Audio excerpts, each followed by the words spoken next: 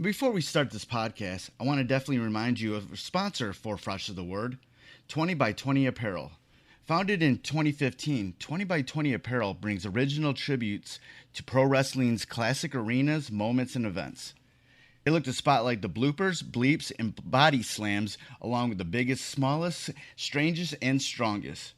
In the world of wrestling where there's hundreds of shirts, promotions, flyers, social media accounts, and ads, don't get lost in the sea of parody shirts and display fonts. They can provide professional graphic design services at a reasonable price. 20 by 20 also hand screen prints all the tees in-house. So if you'd like to discuss a possible run of tees, posters, koozies, foam fingers, or even Zubaz, then drop them a line at 20by20apparel.com. That's the number 20x, the number 20apparel.com. And also check out their enamel pin line. It's super cool. Fresh is the word.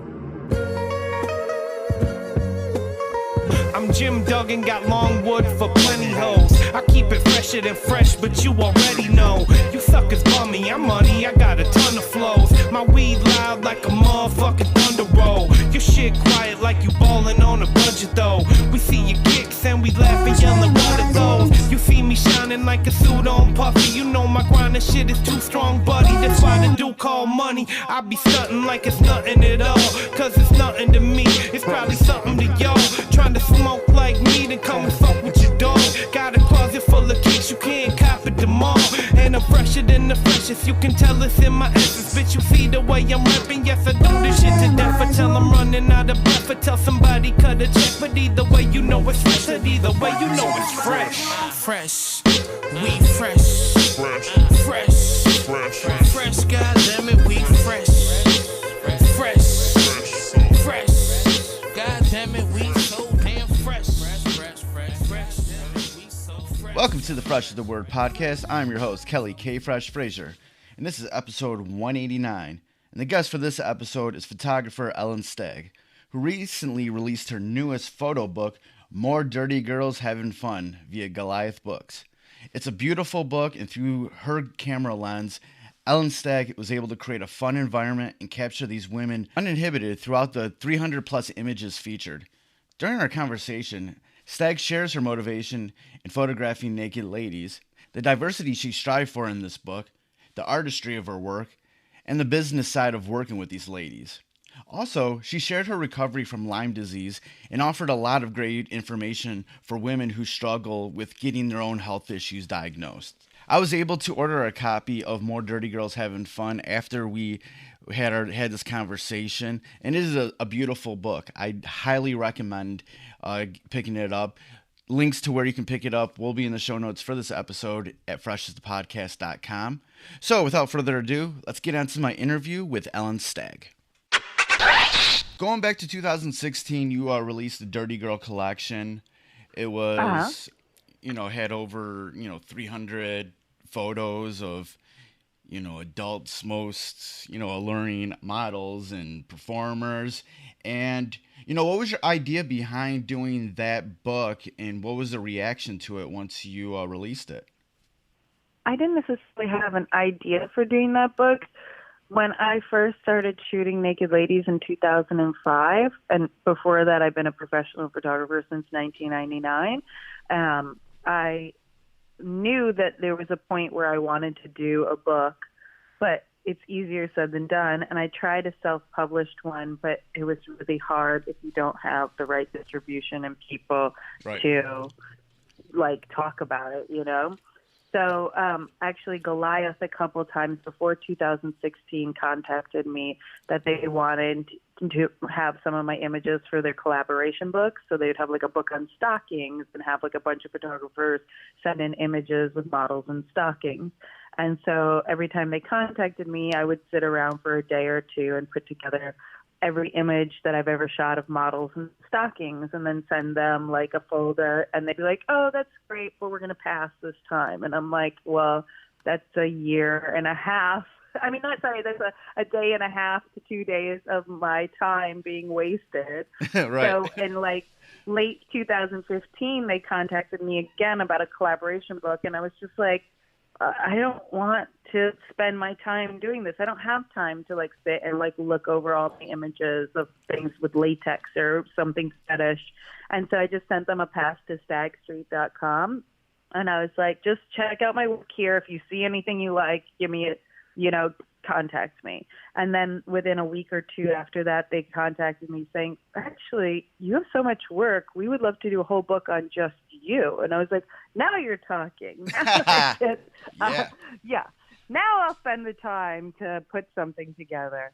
So the first book, I more trusted my publisher to go through all my work and figure out which images were best for them, because they publish a bunch of books like this, so they know what they're doing, So Right. I just let them tell me, and they ended up picking like a lot of images of Shea Loren, Charlotte Stokely, Heather Van de Ven, like these typical, beautiful, blonde, sexy, like natural penthouse type models. And when I saw what they chose, I was like, this is great. I'm going to trust you because I want to sell books. But I wish there was like a little bit more diversity and body types and stuff. Yeah. So when in July 2018, I was diagnosed with chronic Lyme disease, and I contacted, or my publisher and I were contacting each other about something else, and they were like, I was like, sorry, I've been really bad with returning emails because I got really, really sick and had to go to a specialist. And so I made a video of my journey through Lyme disease and sent it to them. And they were like, oh, we'll help you to raise money. We should do a second book. And I was like, yes, I'm totally down for that. Right. But with the second book, I was like, can we make it, like, can I pick out more of the pictures and have more diversity and have bigger girls in it and more ethnic girls? And they were like, yeah, we're totally down for that. So it was like the first one I trusted them, and the second one they trusted me.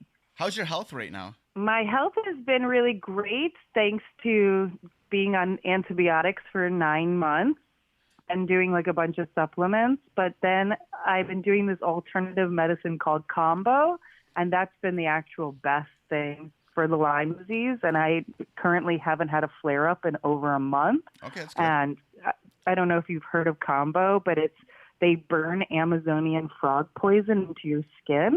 Ooh. and it makes you, it's kind of in the same world as like ayahuasca. It makes you violently ill, but you don't trip like ayahuasca. You don't have like hallucinating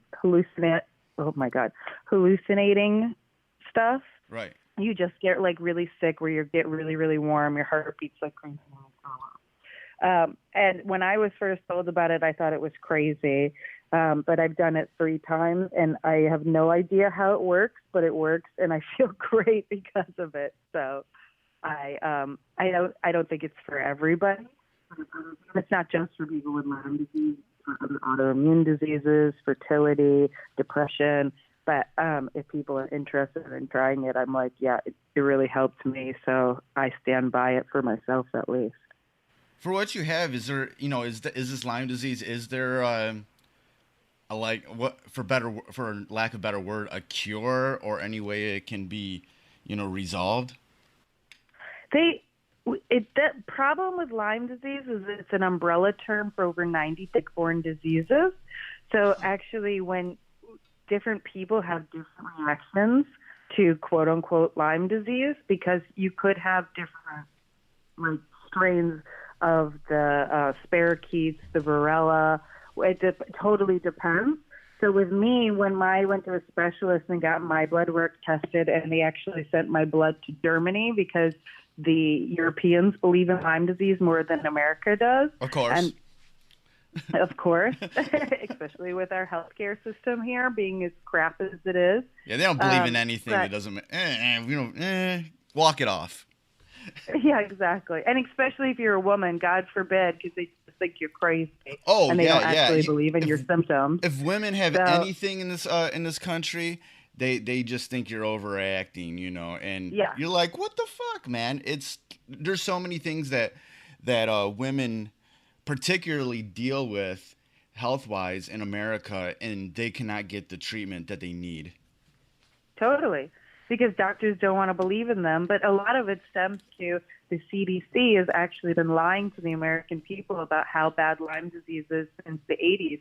And there's a $57 million lawsuit against them because there's proof that they've been lying to the American people about how bad Lyme disease is. Oh. And I grew up in the woods of Connecticut. Like, I knew people who got Lyme disease, but you get like some arthritis, you take some antibiotics, and you're over it. I never believed in chronic Lyme, and I knew a couple people, and I was like, it's probably something else.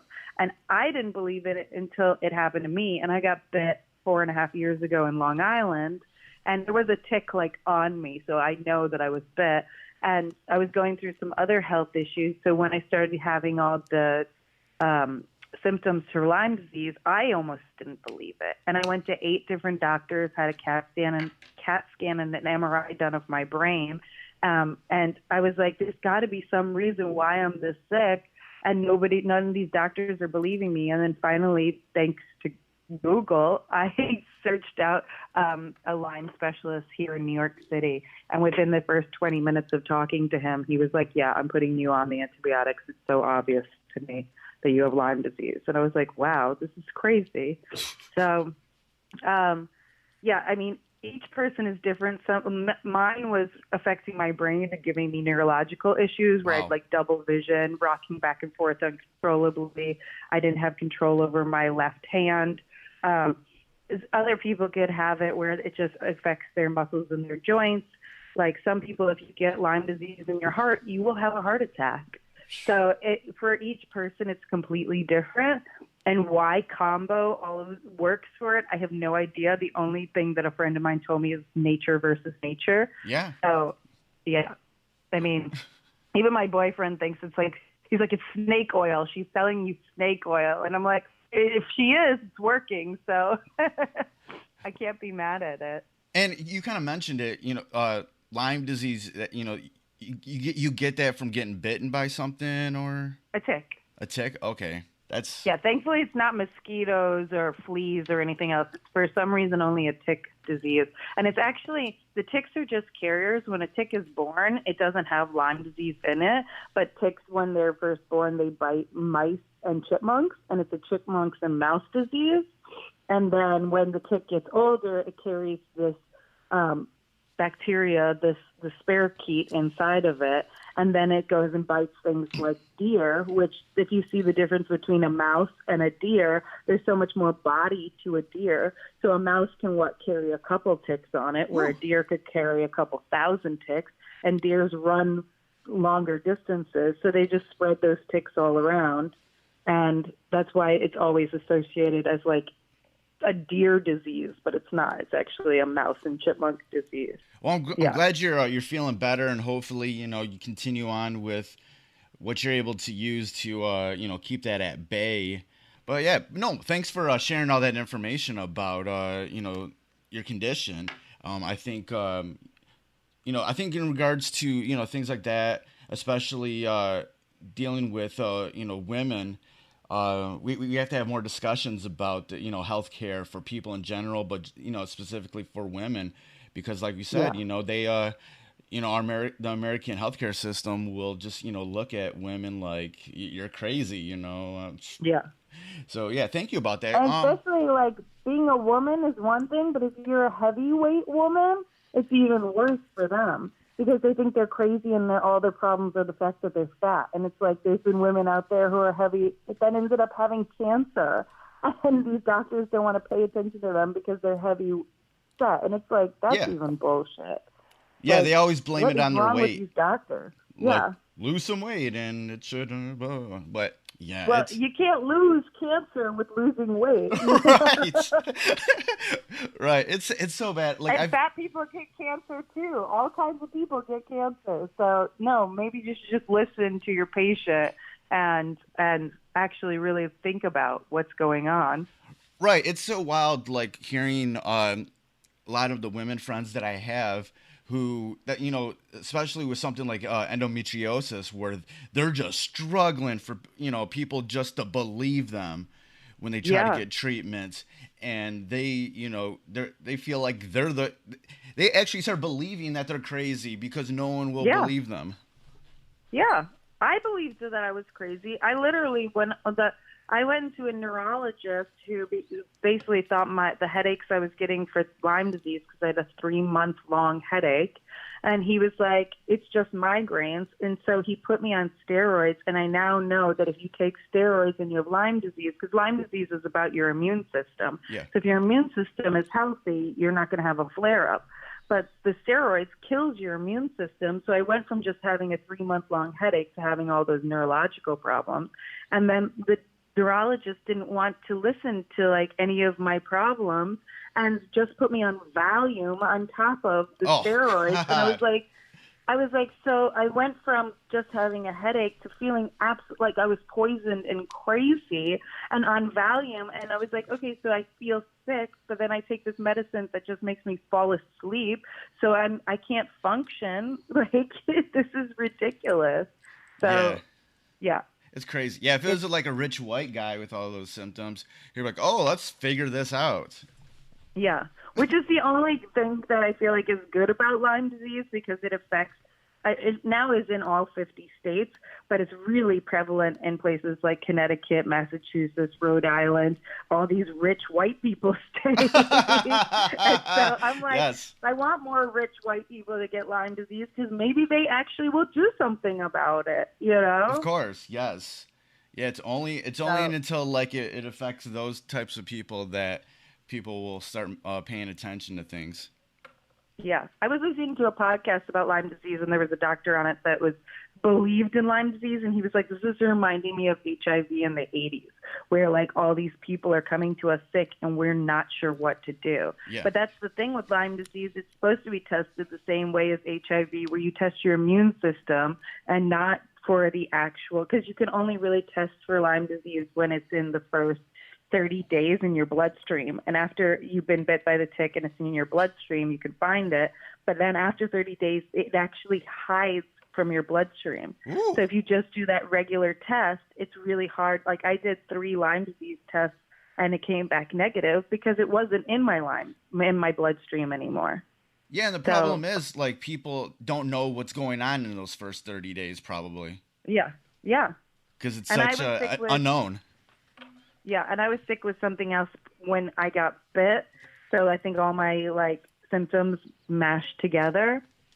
But yeah, like too much. Like anytime you get sick, between feeling your first feeling of being sick to finally going to the doctor to waiting for test result, or first getting an appointment and then waiting for test results, that could be over 30 days there. Oh yeah.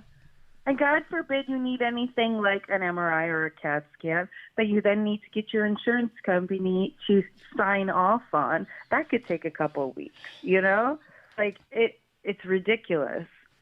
Where you should just be able to go to a doctor and they're like, oh, yeah, you are having symptoms. We should test for these symptoms, instead of seeing if the insurance company will pay for it or not.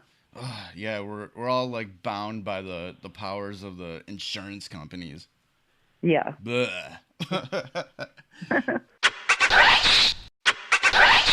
Getting back to your photography, my work and my book.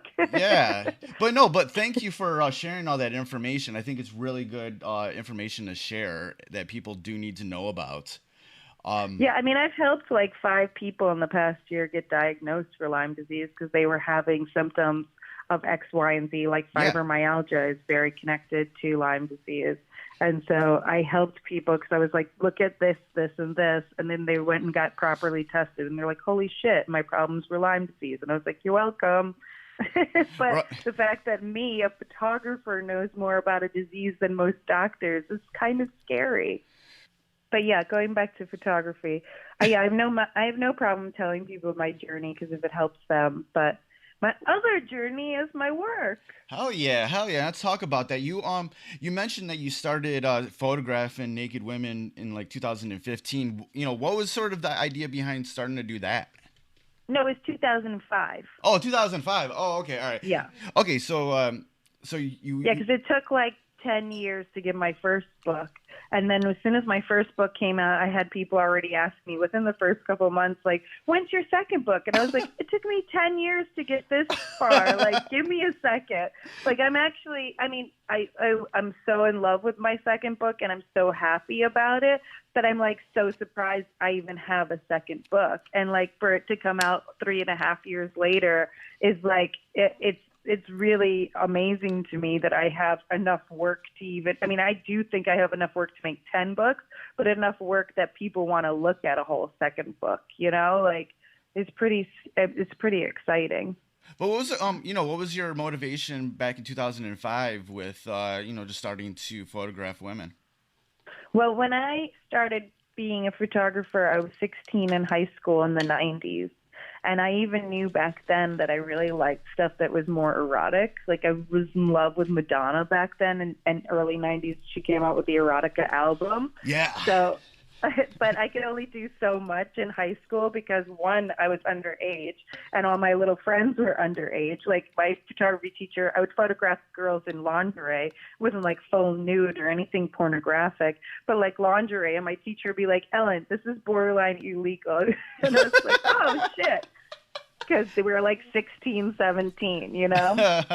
So, but then when I went to the School of Visual Arts for photography, I totally thought that I was just going to be doing like, I wanted to be in galleries and I wanted to be like the next Mapplethorpe, like a female Mapplethorpe. And then I realized that like that, especially in New York, is near to impossible and still is near to impossible to get your work into galleries and be a successful artist selling your artwork in galleries.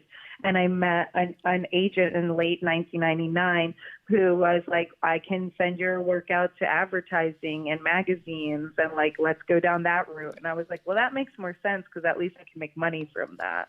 But I still always loved to do stuff that was erotic and like off on the side, I would do work that was of friends and so on and so forth that were like sexy. But the problem with photographing friends was they never wanted the pictures out there of them naked because they're not professional naked people. Okay. And then in 2005, I met Justine Jolie, who's the lesbian queen of porn. And she was the first person who was like so physically and mentally open with me and my photography. And I was like, now I get it. You actually have to photograph these professional naked people, from porn stars to burlesque stars to glamour to like nude models. You have to like find those people. Just don't ask your friends to get naked. And so I didn't realize when I photographed Justine, because I met her through a friend of a friend, how famous she was at the time. And just photographing her opened up so many other doors to so many other models that were like, I want to shoot with you if you shot with Justine. And I was like, okay. Nice. And so it just like snowballed from there. And then in 2007, I started Stagg Street, which was my first site, and I still have it. It was like a paid erotic site to just see my work with. And then it just kept, because of course these models always need content for their sites or just content for promotion. So they're always down to, especially because I was going at the time every year to 2 to 3 times a year to LA to photograph porn stars because I couldn't find who the professional naked people of New York were. And then all of a sudden I met the people in the burlesque community, and I was like, oh, these are the people who want to be naked in New York. Okay. So I photographed a lot of burlesque, and burlesque people always need photos for promoting their gigs and their shows and stuff. So it was like a perfect marriage. And now I go to LA maybe once a year, so not as much as before. Kind of extending on what you've already been talking about, and it's something that I'm always interested in, is that I come more from the music scene here in Detroit, and I know a lot of the photographers here, and I'm always wondering like what the hustle is, because besides I know that they get paid, specifically get paid gigs from people, but at the same time I see them always shooting at festivals or concerts or a lot of things. What in general for a photographer is the hustle when at times you might be just shooting just to shoot, maybe not have an assignment. I don't ever shoot just to shoot. Like the only time I so I shoot digital, like high-end pro digital for my naked lady stuff, and that's what is in both of my books. Yeah. But like if I were to shoot just to shoot, I do have these fun, like a Diana Mini and a lomography fisheye camera that I just bring around to like parties I have with my friends, or I do Mermaid Parade every year, or that's the only time I might shoot just to shoot. But that's more because I just think that it's so cute the way these real film cameras. There's something very nostalgic about the way they are. But like a lot of times I have people, because I don't do event photography, but I have people confused, like, oh, you don't have a camera on you tonight. I thought you were a photographer. And I'm like, I'm not that kind of photographer. Okay. Nothing against those photographers, but I like something that's more set up. I like something where we've already discussed ahead of time what we're going to do, more portraiture style than more documentary style. So, but I've already emailed with the model on what we're going to do that day. Okay. So nothing is new or spontaneous about it. Okay, yeah, then that's kind of like how, because I'm a DJ also, and there's so many different types of DJs, and I'm like there's like the bar DJ, the club DJ, there's the DJ that may open up for a band or a hip hop artist, so many different types of DJs, and people hear that I'm a DJ and then start talking to me about like gigs that I have no motivation to do at all, because I'm not that type of DJ. I don't want to DJ in a sports bar. Like, please, like, I don't want to do that. Yeah. So unless they're paying you a lot of money, it has to be a premium. It has to be like what I'm used to plus more. Exactly. Just for the. Like if somebody wants me to photograph, like I can't say weddings, because a wedding to me is kind of more in that documentary world, and I don't care how much money you give me for a wedding. The stress of making sure you got the perfect photos is way too much for me, because if I fuck it up, then I'm at fault, But if you want me to photograph anything else and it's not really my thing, but you want to pay me a lot of money, I am there with a smile on my face. I'm going to make it happen. So that's not a problem. Yeah, you gotta have that extra pay for like the struggle and the mental torment of it all or whatever. Yeah. No, but that's not mental torment to me, because my bills are getting paid. I probably won't share those photos with anybody. Like, like those pictures aren't something that I'd put on my website, but I have no problem, and I'll be ecstatic to be there. So. But yeah, I know what you're talking about. There's certain things like I don't photograph burlesque shows. I don't want to photograph the behind the scenes of a burlesque show. I don't want to photograph while the girls are actually, or men or anybody who's actually performing. But I'm down to photograph burlesque performers, just me and them. Yeah. Okay. I like really. I'm always interested about pretty much in any sort of avenue, but like for photographers, like what their hustle is specifically, because I see so many out, and I'm just always wondering, I'm like, what's their hustle? I think they're all different. The ones that do event photography might actually also do portraiture, but it's probably easier for them to meet people with a camera in their hand, because it's already advertised what they are. Like if you see somebody with a pro camera walking around, you're not going to be like, that looks like a dentist, like, that's a photographer. So, but like that's probably a good way for them to network and meet people. For me, I feel like my work speaks for itself, and enough people know who I am. And like, I just did this written interview, and they were like, how do you find your models? And I was like, luckily my models find me. That's good. I photograph enough of these well-known people that it just trickles down where they all contact me. I kind of prefer it that way, because at least I know they really want to shoot with me versus me trying to like beg them to shoot with me, Right.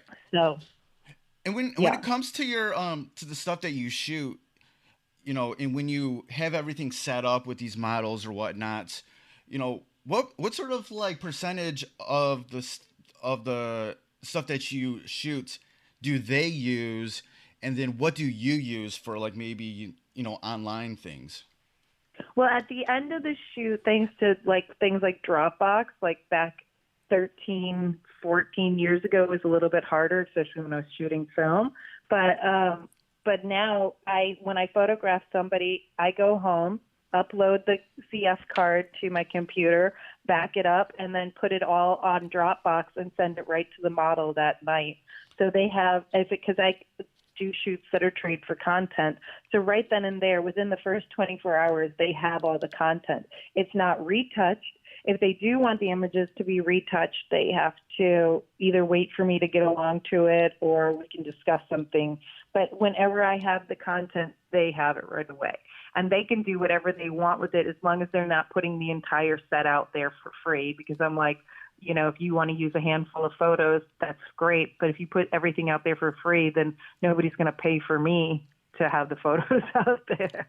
Cool. So then after I do that, I retouch the ones that if I shoot, when I say it like a photo set, I could do like 2 to 3 to 4 sets a day on one model, and the set just changes because of the outfit or like the location. And so for each set, I might shoot 100 photos, but I'll edit it down to like the best 20 of those 100. Yeah. And then I'll retouch those to clean up things like a pimple on their butt. Or my favorite, which is the vagina armpit, where the armpit literally looks like a fucking vagina. And it's like being a photographer, you would never, as like a normal human, you don't even see that. But me as a photographer, I'm like, ew, why does this happen? And I'll see these photos that other photographers shoot, and they'll retouch the model's face beautifully, but then leave in stuff like the vagina armpit. And I'm like, why did you guys do that? Did you not look at the whole photo? So, but yeah, so I'm not trying to retouch the model into having a figure that she doesn't have. I'm not going to liquefy her from going from a size 8 to a size 2. Right. But I will take out the stuff like pimples and bags under their eyes to make them just look fresher and like fix the contrast and the color. And then I send them the retouch set, and they could do whatever they want with that also. So. And do you do anything yourself with those pictures from that same set? Yeah, then I put them on Stagg Street, my Patreon. I now have an OnlyFans. And then when I work on all these sets, I save all the retouches in high res. So when things like a book comes along, I have the images ready to go, and I don't have to sit there retouching 300 images. So that's smart. Yeah. So going into all your shoots, there's a general agreement that you can do whatever you want with those. Just don't put them all on for free, and I can do whatever I want with them. And all my models sign model releases at the end of the shoot, and I get a photo of their ID to prove that they're legal, because that's a real thing. Of course.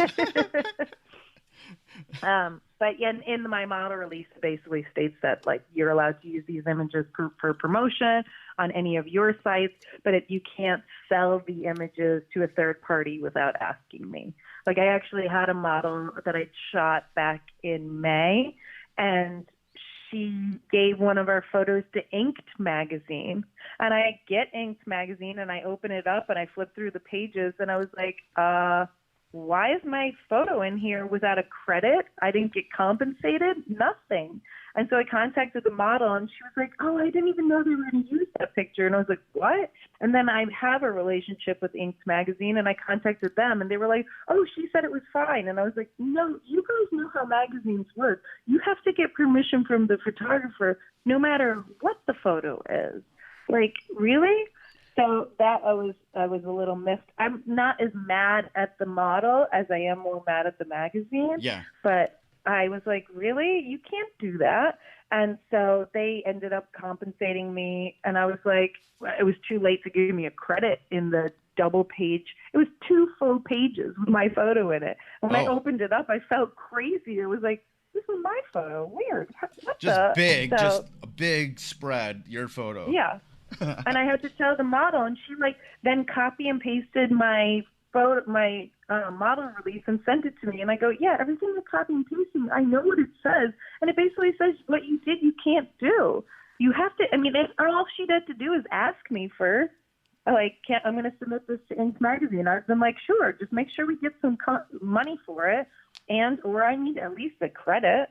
Yeah. So, but if she uses those photos on her OnlyFans, like she printed up a big one of our photos, a big banner for the Exotica convention, and she was like, I just want to tell you I printed it. I was like, that's fine, you're making money off of that. I want you to make money off of it. I just don't want a third party making money off of our photos without us getting some compensation. So yeah, I had no problem with her making a huge banner. I was like delighted to see it. I'm glad she was so happy with the photos. Getting into the new book, More Dirty Girls Having Fun, you said that you wanted to have more diversity in this book. Like, what was sort of, when they brought up this idea to having a second book to help you out, and what was sort of the first steps that you took in, putting together the photos for this book and making sure that, you went a more diverse route than the first book? Well, I went through every single image I've ever posted on Stagg Street, which took me about 3 months, not consecutively 3 months because I was doing other things, but like sitting down here and there and going through all of them and trying to figure out the best of the best. And I started it last year in the fall and had a folder on my desktop after 2 months, and I was like halfway through my archive, the folder just disappeared. Oh.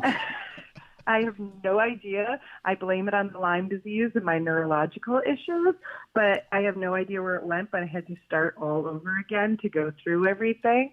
And so I and then I took every one of my favorite best of photos and sent them to the publisher, to Goliath. And I took out some of the photos that I knew were in the first book, obviously, but I also tried to push the models that I wish were in the first book that I really wanted to be in the second book. So then they sent me back what they liked as their edit, and then I went back to them like, no, I think Eliza Lore, I think Anna Fox, they need to be in this book. And I don't know if you know who Anna Fox is, but she's I think she's the biggest black porn star working today. Okay. And I was like, the fact that you don't want her in it is like crazy to me. Like, she's so freaking gorgeous and she's very well known. So like, I went back and forth with them and was like, I think some of these kind of people have to be in it too. And they were like, oh yeah, okay. And there was no argument about it. They were down to like, yeah, okay, add those ones in it. So that's basically just all that happened with diversity. Yes, Charlotte Stokely and Justine Jolie and Heather Van de Ven are models that were predominantly in the first book, who were most definitely also in the second book. But the second book has London Andrews, who's like a bigger girl, and Eliza Lore and Poison Ivory, who are all more diverse. Asa Akira, who they picked a couple pictures for Asa in the first book, and then they omitted it when it went to publishing. And I was like, how do you not have Asa Akira? Like, she's like one of the biggest porn stars ever who've lived. So, yeah, I made sure that those kind of people were more in this book. When it comes to the photos in the book, how much of the stuff was already that you already shot, but then how much of the stuff did you shoot specifically with this new book in mind? None of it I shot with the new book in mind, but there are some photos of like Sarah Hunter that I shot after the first book. So I remember like when I shot with Sarah Hunter, she was like, "Are you okay with spread vagina?" And I was like, I'm never going to say no to anything a model wants to bring to the table. I just ask the models to be nude. If they want to spread vagina, use toys, have sex with each other, that's all on them. If they want to do it, I will take pictures of it. But I would never say, now you guys have to have sex together. Like, I'm not fucking Harvey Weinstein, So, yeah. So I'm more about like treating my models the way I want to be treated, and if they're cool with taking naked pictures, however far they want to go, or whatever outfit or dress or lingerie or bikini they want to wear, I'm totally down for. And a lot of the times, my models will bring an outfit that they'll be like, "No photographer ever wants to shoot me in this," and I'm like, "Then let's most definitely shoot you in that, like, because you're excited about it, and if no other photographer sees how awesome this is, then let's do it, because I want to be that photographer who, like, and sometimes they'll bring me stuff where, like, Madison Young once had this huge yellow long sleeve floor, like basically neck to floor dress, this yellow floral dress, and I saw it, and she was like, "I've always wanted to shoot with this," and I was like, "Okay, but we're taking nude pictures, and you're basically covered completely." I was like, "How is this happening?" And then she made it so beautiful and interesting, and she looked like an angel in it, and she was like pulling the skirt up to show off her naked body. And I was like, "Oh, you saw this already. I just was here to help capture it." So I'm excited when that happens. But none of the photos, like I was, yes, of course, I was hoping I'd make another book, and I'm hoping to make a third book, but I don't actually take the pictures going, "Oh, this will be great for the book." Like, I look at it as just, it's an archive of my photography from the past now almost 14 years. And there's some images in there that are almost 14 years old, and then there's some from like 2 years ago. So it's all over the place. But yeah, the cover model is Masumi Max, and when I sent her the photo of the cover, she was like, "Oh my God, I have so many more tattoos now. It's so weird to see my body like that." So even stuff like that. When you're doing these shoots, what's the sort of atmosphere that you're trying to create, within the room when you're doing this? Do you ever have times when you really need to, make the models a little bit more comfortable, that they're a little bit nervous? Yes. When it comes to atmosphere, I always say that I like it when at the end of the shoot, everybody's like, "It just felt like we were hanging out," and then all of a sudden these photos got made. I want it to feel like we're having, not like a bonding experience, but we're just like having a nice afternoon together, and then we're taking pictures, but we're talking. And I do behind the scenes video, which is usually just like literally a video camera on a tripod, because it's usually only me and the model, so I can't hand hold the video camera while I'm shooting. But I put the behind the scenes videos on my site so people can see like what we're talking about and laughing about. And while these sexy photos are being made. But if there is like a newer model, or I do like a lot of boudoir photography, and boudoirs for like private clients, so nobody will ever see those photos. Those are just for the person paying me to take sexy pictures of them for their lovers or for just their own selves. If they do look nervous, I start off the shoot with saying, "Okay, I don't want you to think about me taking these photos. I want you to concentrate on something that makes you happy. And whatever your happy place is, if it's a food, if it's your lover, if it's your pet, if it's like an actual place like Paris, every time I feel like your shoulders are coming up and you're not breathing, I'm going to make you think of that happy place again." And usually that always like relaxes them and puts a smile on their face, and then they're not thinking so hard about being sexy in that moment, because sometimes just having a smile is insanely sexy. Yeah. And you don't have to have that like porn star look on your face like you're having sex at that moment. Like a smile is beautiful, and it shows that you're happy to be there and you're happy in your own skin. So I never have a problem with models who smile. Like, that's confidence. That's alluring to anybody, because people want to be around people who smile.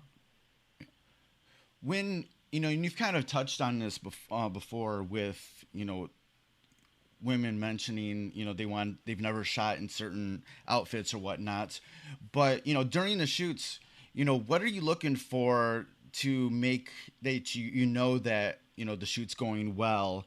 And if you feel like, people are being a little cold or a little nervous during the shoot, what's sort of the back and forth, in regards to throwing ideas out there, because you were mentioning also like, are you cool with vagina? So like, so what's sort of like the back and forth like during the shoot? I usually we start off in a location, and it could be outside, it could be in an apartment, wherever. But they will usually put all their outfits down and lay it out for me to see, and then I'll set up lighting and put my camera together. And then we talk about, like, I'll be like, oh, I really love that lingerie set. Let's start with that. And let's start with that on the bed or in this area. And they usually start with some kind of clothing on and then slowly peel it off for the reveal. So it's not, I feel like it's so much more simpler than it could even sound, because we've already discussed that they're okay with being nude. So it's not, and then there'll be a point where I'm photographing them in lingerie, and I'll be like, okay, you want to take off your bra? Do you want to take off your underwear? And then I'll suggest things like, oh, I really like it when you looked over there, or do you want to lay down? Do you want to stand up? But it's just more casual than anything. It's not so like rigid and like I need a certain photo from them.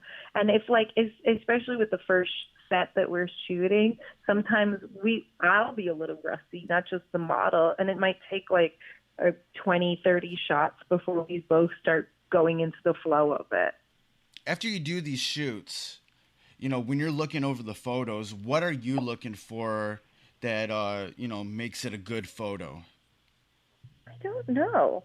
I don't know if I might edit the photos differently from somebody else. Like if I have, especially like boudoir clients, I'll give them all the photos and ask them to edit out their favorite ones, and then they'll send me the like 5 that they want retouched, and I'll be like, why did you pick those 5? Like there was so much better, sexier ones out there, and I might suggest it to them. But I really love when a photo, a beautiful woman taking off lingerie is sexy. Yeah. But I like when the photo has actually some kind of story or mystery in it. Like if she's taking off the lingerie and looking in a mirror but not looking at me, at somebody else, you might be like, I wonder where she's looking. So it's not even about her taking off the lingerie. It's more like you're questioning what's the mystery behind where she's looking. And that to me is more interesting and compelling, and I would more retouch and want to put that photo into a photo set than just the one of her taking off her panties. So I love things that are kind of a little bit surreal. Like I can email it to you. There's this one photo of Justine Jolie and Ryan Keeley in bed together, and I think Justine has her face in between Ryan's butt cheeks. And the way that I photographed it, Ryan's hands are up against the wall, and you don't see Justine's face at all in her butt cheeks because of the way I cropped it. But there's a mirror on the other side where you just see Justine's face going into the edge of the mirror. And it's obvious what's going on because the mirror is telling you. But it's very surreal because it's disjointed. And I love that photo because it's so... You really have to look at it to be like, what the, oh, that's what's going on. And I like a beautiful photo, especially with this Instagram mentality. People can flip through them within a split second and, oh, that's pretty, I like, that's pretty, I like. And I always tell people, I'm like my boyfriend's a tattoo artist, and I'm like, post some of the tattoos you did 6 months ago or a year ago.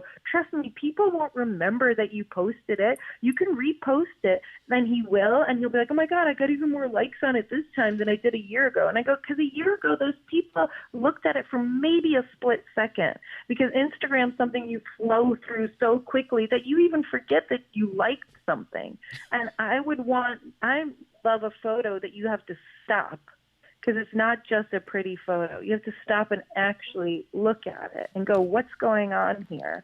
What is this story? And that's more compelling to me, and the kind of photos I prefer to make.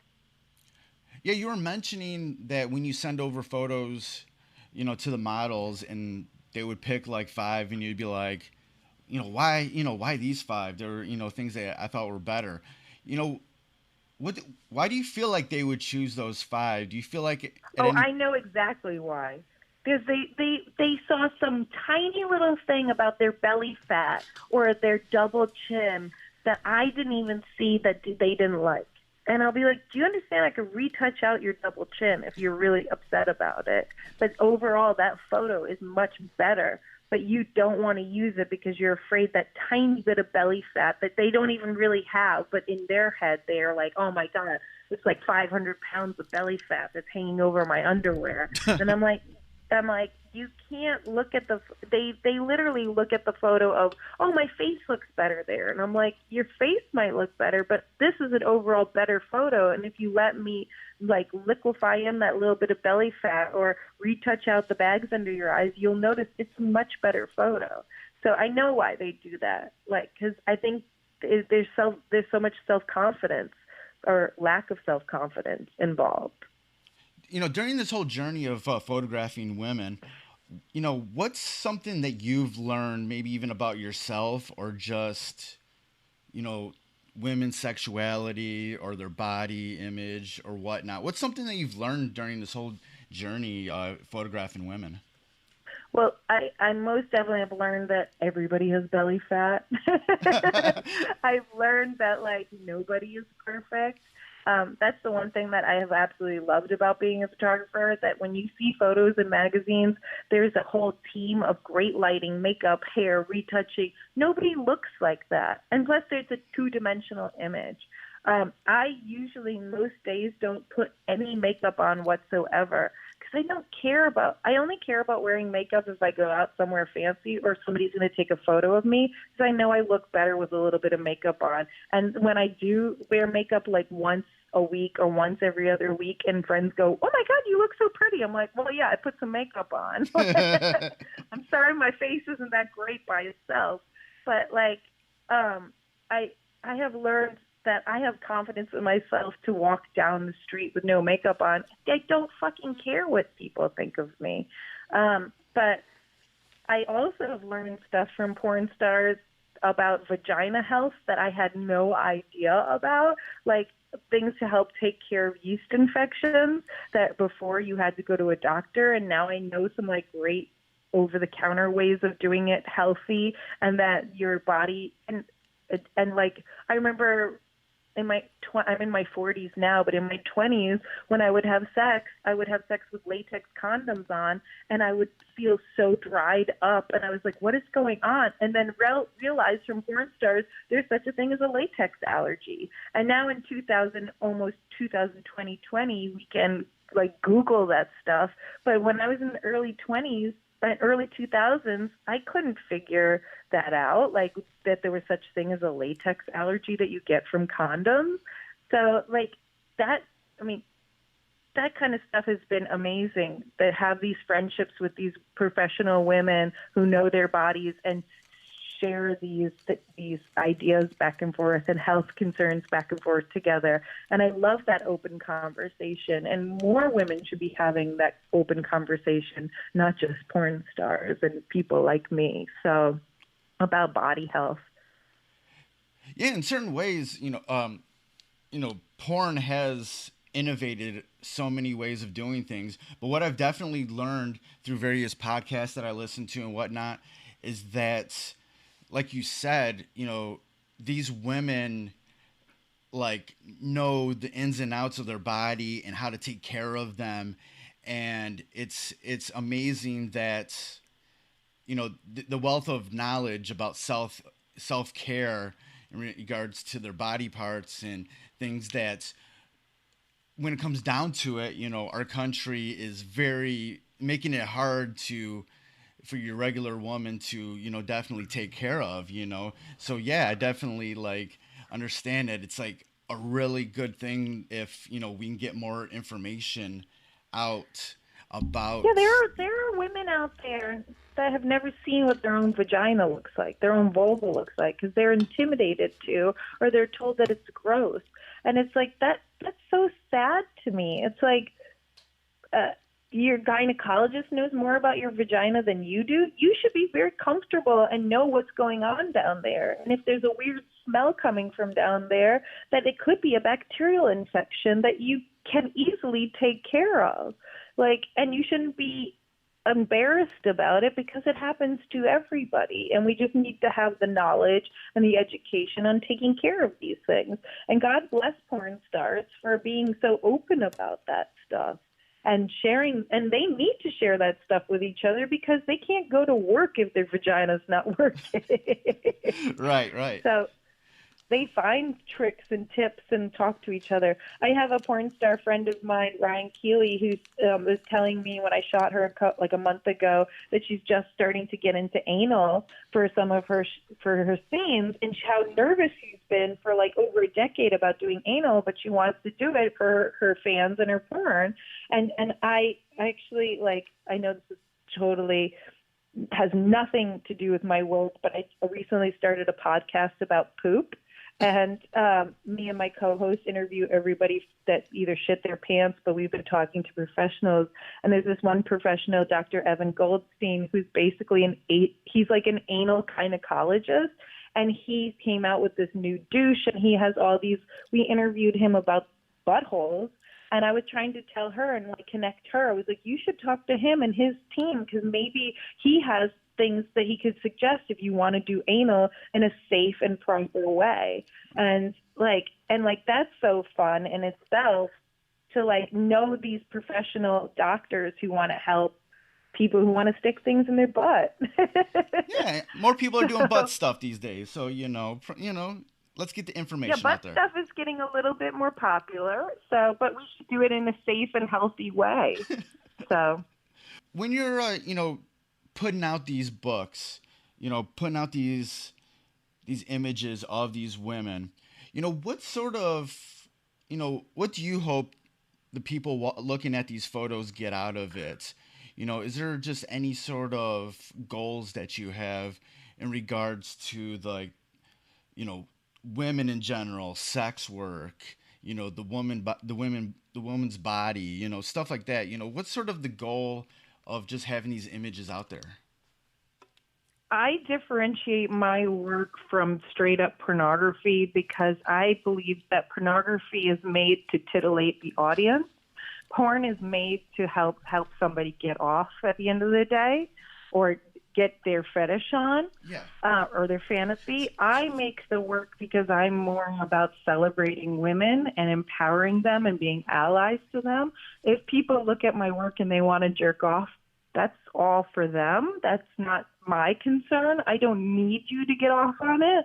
My work, I more want to be a celebration of loving your body and body positivity and being excited. And that's why I photograph so many different types of women, from tattooed women to no tattoos, to all different body types, to all different legal ages, as long as you're 18 and older. And I'm photographing a woman in her 50s in 2 weeks, and I'm really excited about it because I think women's sexuality should be celebrated and should be embraced. And to have these women feeling so positive and excited about their own bodies is beautiful. And that's where I want more people to look at my work and just look at these stunning, incredible, confident, brave, fun, excited women and just celebrate and bask in their glory. Yeah, I think that's something that's people never want to acknowledge or whatnot, is that when you have naked women, they all automatically think it's porn, stuff to jerk off to. But why can't there be a thing where there's naked women, they look amazing, and it's just there for the story behind it, the art, the celebrating these amazing looking human beings, to show that there is a variety. And we kind of do that in museums. When we go to the Metropolitan Museum of Art and there's a naked statue in front of you, you don't think porn, but you're excited to see the artistry artistry behind how did they make this naked human being that's so realistic out of stone, or how did they paint this beautiful person. You don't go to a museum and want to jerk off all over the paintings. You want to go there and bask in the glory of like the artistry to it and the muse and like be excited that they created this beautiful work. And I'm not saying my work should be in the Metropolitan Museum of Art, but God only knows in 500 years when I'm long gone and they're celebrating my work in that way, you know? Right. They'll be like, look at all these photos. They were shot by Ellen Stagg. Yeah, there was this crazy photographer who was this New York bohemian type who had all these naked women around her and she celebrated them. Like, I mean, if I had a time machine and could go forward 500 years, that would be so beyond amazing. Well, by that time, by that time, the story would be super exaggerated, and you would be some sort of like evil goddess who mind controlled all these beautiful women because she wanted to document their beauty. Yeah. No, I mean that's like. People over-exaggerate what happened to Betty Page. Betty Page was basically just a pinup model who did, like, the guys with the camera clubs, and then she got discovered by, like, Bunny Yeager to be photographed for Playboy magazine. But she wasn't, like, this, like, huge celebrity pinup model. She was just a really well-known pinup model who then went into, like, being crazy religious after... You know, but she loved her body and loved celebrating it. There's always something I always like to ask people, and it's what's sort of a nugget of knowledge, a lesson from your life that anybody listening to this, doesn't matter what sort of avenue of artistry that they're in, they would be able to sort of project into their own lives. I have a lot of like baby photographers who always ask me stuff like that, and it's not just the photography. But I think if you really love and are passionate about the thing that you're creating, the most important thing is to just keep doing it and practicing your craft. Because the only way to be better at your craft is by keep doing it. And if you don't have the love for doing it anymore, then move on and do something else. But if you're really passionate about something, it shouldn't be about like who else is viewing it. It should be, even if it's just a hobby, it should be something that makes you happy. And usually when people are really excited about the work that they're creating and passionate about it and creating it constantly and working on it and practicing their craft, like I've been a professional photographer for over 20 years and I still feel like I'm practicing my craft to make it better, because I don't want to get stagnant and doing the same thing over and over. I want it to be a better image. And I know I can make better images. And I love the images I have made, but I do it for myself because it's the only way as an artist that I'm going to stay sane is to keep creating art. And yes, some days suck because you have other things you have to do to survive, or there's some days where you feel like your art's just not doing it for you. But don't put it aside. If you really do feel like you love it and you're passionate about it, keep doing it. Do you have any goals from more of a artistic standpoint that you want to get to as a photographer? Well, the fine art stuff, which I can email you this stuff too, so you could see the multiple exposures I do. I have a website for it, ellenstaggart.com. If I had my way, I would more do that work and show it in galleries and have people buy it so I could survive off of it. That would be my personal goal, but it's easier said than done. So, and there's also another question I always like to ask, to close out interviews, and that would be, who is somebody that you would suggest that I interview for this podcast that would have some great stories or lessons to talk about? It can be one person, it can be multiple people. Just, looking for a good recommendation. But it doesn't matter the subject matter? No, it doesn't. I would interview Dr. Evan Goldstein, who I was just talking about, who's the anal surgeon, who's like the gynecologist to buttholes. Yeah.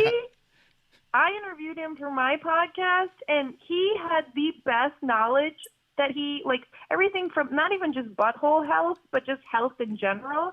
Like, I don't know if you know about the HPV vaccine. When it came out like 15 years ago, you had to be 26 years and younger to get it for your insurance to pay for it. And as of this year, 2019, they made it 45 and younger. And I went, and when it came out, I was 27 or 28, so I couldn't get it paid for by my insurance, and I didn't want to pay out of pocket for it. But as of this year, the fact that they made it 45 and under, I went and got it right away. And I know the statistics in it, but I was talking to him even about it, and he was like, no, and he even opened up many more of the statistics about how everybody, straight, gay, male, female, they, them, whoever, should be getting this vaccine. And the age should be 150 and younger, because there are plenty of old folks in old folks' homes who are getting STDs these days.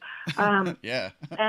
And he and I wish I could remember the statistics, but the statistics are even if you have had HPV in the past, it helps with the 6 or 8 strands. You may have only had one strand, so it helps with the others. And it helps with throat cancer, butt cancer, vagina cancer, all the rest of it. It's not just a woman's issue. It's an everybody issue. So that was so interesting. And he's awesome. And he came out with this new douche that actually helps you have anal in a better, cleaner, and safer way. And it's it's a product that even I have a friend of mine who's a sex educator, and she was like, "There's a new douche. There hasn't been anything new in the sex world that somebody hasn't already done before." And I was like, "No, it's brand new." And she's like, "Wow." So yeah, he's super interesting. Yeah, I guess if we can have a boner pill where men can get hard-ons when they're old, I think the HPV thing should be covered for everybody. Exactly, especially all these old people in old folks' homes who their husband or wife of 50 years just died, and they want to go get their groove on with somebody else, and then all of a sudden they're popping up with fucking everything from HPV, herpes, syphilis, because they think that, I can raw dog it because I'm not going to get this old lady pregnant. But it's no, these people need to be educated too. So they're like, fuck it, I'm at the end of my life. Let me just... Yeah, but you don't want the end of your life to also have an itchy crotch on top of it, Yeah, that's... You want the end of your life to be fun. Yeah, you already got enough pills to take, man. You don't need any more. Exactly. All right, Ellen, it's been so great to talk with you, man. Thanks for all the information. Yes, you too. It's been great, and before we get out of here, where can people get more information about the book, everything that you're doing online, your podcasts, plug all your stuff? My book, if you want it signed by me, you can get it at shopellenstagg.com. And I will ship it personally and sign it to whoever you want. I will put your name on it or whatever you want me to say within reason. I won't say crazy stuff on there. Right. My podcast, which has absolutely nothing to do with my work, it's more celebrating poop, farts, and everything, is at heypoopypodcast.com. It's just called Hey Poopy. And me and my friend Dave we're both naked lady photographers, and we decided that poop is hilarious. And we've also learned a lot about bidets and colonic health and all these other little tips. And we had a plumber on and learned about how plungers are horrible for your toilet. So that's been insanely fun and educational. And then everybody can see, if you just want to look at my erotic work, you can go to staggstreet.com, spelled Stagg like my last name with 2 G's, or you can just do the 1 G too, because I bought both URLs. Smart. Awesome. It's great to talk. And I have to go listen to your poop podcast because I know I'll be interested in everything that you're talking about. It is. We just had Buck Angel on this past week. I don't know if you know Buck Angel, but he's the man with a pussy. He's a porn star who's transgender. Yeah. And there's actually been his documentary is incredible. He was hilarious on our podcast, and he's like, I love poops and farts. So yeah, he was so much fun. But we have everything from friends on who just have great I shit my pants stories to professionals who know what they're talking about. So that was my interview with Ellen Stagg. Go check out More Dirty Girls Having Fun. It's a great book. Please order it now. For more information on Ellen Stagg, the new book, and all of her work, there will be links in the show notes for this episode at freshasthepodcast.com. And before we get out of here, I definitely want to remind you about the 2 other podcasts that I've launched recently. First off, the Detroit Music History podcast, Renaissance Soul, and then also the music podcast, Breaking Records, all available on all the streaming platforms and also at freshasthepodcast.com. So please go subscribe, rate, and review. That definitely would help me out. And if you would like to support the podcast in any way, go to freshasthepodcast.com and click on the support the podcast link at the top. And there's so many ways that you can support, either by spreading the word on your social media platforms, rate and reviewing on your favorite streaming platforms that has any of the podcasts, Fresh as the Word, Renaissance Soul, Breaking Records, or you can donate via Patreon and PayPal. So please just go to freshasthepodcast.com and click on the support the podcast link at the top, and there's ways that you can definitely support what I'm trying to do here. So thank you for listening. Goodbye and good night. Fresh is the word.